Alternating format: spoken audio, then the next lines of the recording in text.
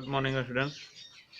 हम लोग जयशंकर प्रसाद रचित देवसेना का गीत इस पाठ को पढ़ रहे थे, जिसमें कि कुछ पंक्तियों को पढ़ा भी था, जिसमें बताया था कि यह गीत देवसेना का गीत जो है सो जयशंकर प्रसाद के द्वारा रचित स्कंदगुप्त नाटक से लिया गया है, जिसमें स्कंदगुप्त के विवाह प्रस्ताव को ठुकराने के बाद देवसेना की व्यथित मनोदशा जो है उसका चित्रण किया गया है जयशंकर प्रसाद के द्वारा। कुछ पंक्तियों को पढ़ा था, आगे पढ़ते हैं।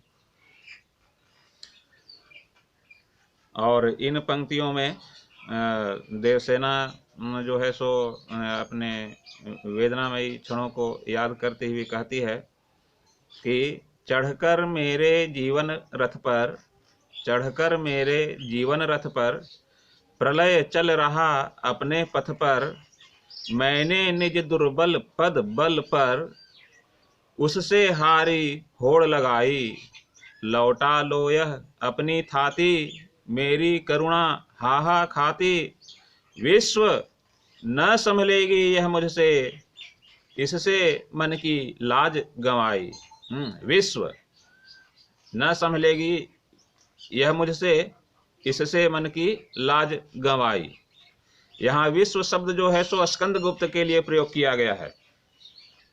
कहा देवसेना जो है उसने स्कंदगुप्त को ही अपना सब कुछ मान लिया था, इसलिए उसके लिए विश्व शब्द का प्रयोग किया है देवसेना ने। पंक्ति के भाव इस प्रकार हैं। देवसेना जो है सो अपनी व्यथा को प्रकट करती हुई, मुखरित करती हुई कहती है कि मेरे जीवन रूपी रथ पर, मेरे जीवन रूपी रथ पर प्रलय सवार हो अपने पथ पर बढ़ता जा रहा है। अर्थात देवसेना कहती है, स्कंदगुप्त के वियोग में आकर के व्यथा को व्यक्त करती हुई कहती है कि मेरे जीवन रूपी रथ पर स्वयं प्रलय सवार हो चुका है, स्वयं प्रलय सवार हो चुका है और वह अपने पथ पर बढ़ता जा रहा है। अर्थात मैंने जीवन भर दुखों को झेला है, मैंने जीवन भर दुखों को झेला है। ऐसा कौन कह रही है?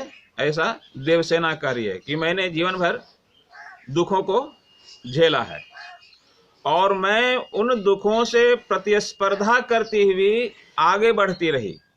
मैंने उन दुखों से प्रतिस्पर्धा की और उससे आगे बढ़ती रही, अर्थात अपने जीवन पथ पर आगे बढ़ती रही, यह जान करके भी कि मैं स्कंदगुप्त को प्राप्त न कर पाऊं। शायद मैं स्कंदगुप्त को प्राप्त नहीं कर पाऊं। फिर भी स्कंदगुप्त के प्रेम को देवसेना ने अपने मन में बसाया और आज वही प्यार देवसेना के हृदय को झकझोर रहा है। अर्थात देवसेना कह रही है कि यह जानते हुए भी कि शायद मैं स्कंदगुप्त के प्रेम को न प्राप्त कर पाऊं, फिर भी मैं स्कंदगुप्त के प्रेम को अपने मन में बसा चुकी हूं और वही प्यार अर्थात स्कंदगुप्त का प्यार जो है सो मेरे हृदय को झकझोर रहा है। लौटा लो यह अपनी थाती, मेरी करुणा हाहा खाती, लौटा लो यह अपनी थाती, मेरी करुणा हाहा खाती। कहा देवसेना ने कि अब तो मेरी करुणा हाहाकार कर उठी है, मेरी करुणा हाहाकार कर उठी है। कहा हे स्कंदगुप्त, मुझसे अब मेरा हृदय वापस ले लो। अर्थात इस दिल से तुम्हारे निकलने पर ही मुझे शांति मिलेगी, तुम मेरे हृदय में जो बसे हुए हो, मैंने जो तुम्हें अपने हृदय में बसाया, तुम जब तक मेरे हृदय से निकलोगे नहीं तब तक जो है सो मुझे शांति मिलेगी ही नहीं, तब तक मुझे शांति नहीं मिलेगी। अब जो है सो इस हृदय को संभालना मेरे वश की बात नहीं है, इस हृदय को संभालना अब मेरे वश की बात नहीं है। वह देवसेना अपनी इस व्यथा का कारण जो है सो केवल और केवल स्कंद गुप्त के प्रेम को ही मानती है। स्कंद गुप्त के प्रेम को ही मानती है। कहती है कि जब तक तुम मेरे हृदय से निकलोगे नहीं, जब तक तुम मेरे हृदय से निकलोगे नहीं, कहा ना कि हे विश्व अर्थात हे स्कंद गुप्त, मुझसे अब मेरा हृदय वापस ले लो। इस दिल से तुम्हारे निकलने पर ही मुझे शांति मिलेगी। यह दिल जो है सो अब मुझसे संभाला नहीं जा रहा है, मेरा हृदय जो है सो मुझसे संभाला नहीं जा रहा है। उसके भीतर जो करुणा उत्पन्न हुई है वह हाहाकार कर उठी है। अब इसे संभालना मेरे बस की बात नहीं है। अब तो मेरे मन की लाज शर्म सब कुछ जा चुकी है। अब तो मेरे मन की लाज शर्म सब कुछ जा चुकी है, विश्व न संभलेगी मुझसे, इससे मन की लाज गंवाई, ऐसा कहा। अब तो मेरे मन की लाज शर्म सब कुछ समाप्त हो चुकी है, जा चुकी है तुम्हारे प्रेम में।